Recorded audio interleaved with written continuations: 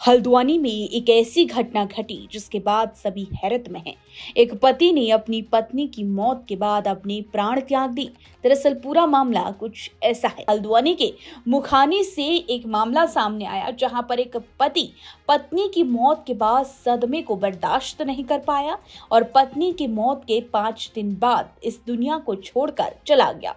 बताया जा रहा है कि हिम्मतपुर मल्ल आदर्श कॉलोनी निवासी माधवी सुयाल रक्षाबंधन के दिन सड़क हादसे में घायल हो गई।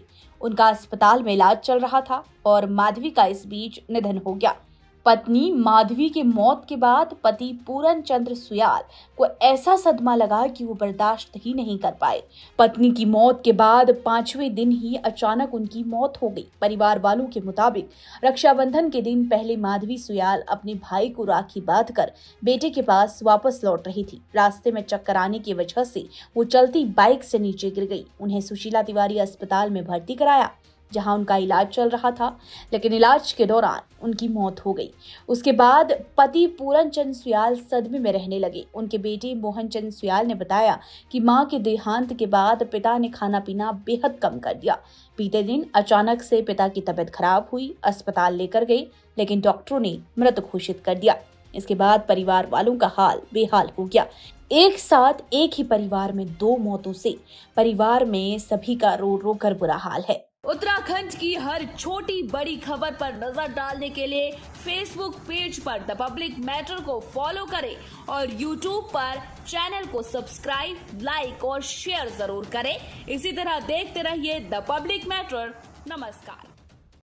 हल्द्वानी में एक ऐसी घटना घटी जिसके बाद सभी हैरत में हैं। एक पति ने अपनी पत्नी की मौत के बाद अपने प्राण त्याग दी। दरअसल पूरा मामला कुछ ऐसा है। हल्द्वानी के मुखानी से एक मामला सामने आया जहां पर एक पति पत्नी की मौत के बाद सदमे को बर्दाश्त नहीं कर पाया और पत्नी की मौत के 5 दिन बाद इस दुनिया को छोड़कर चला गया।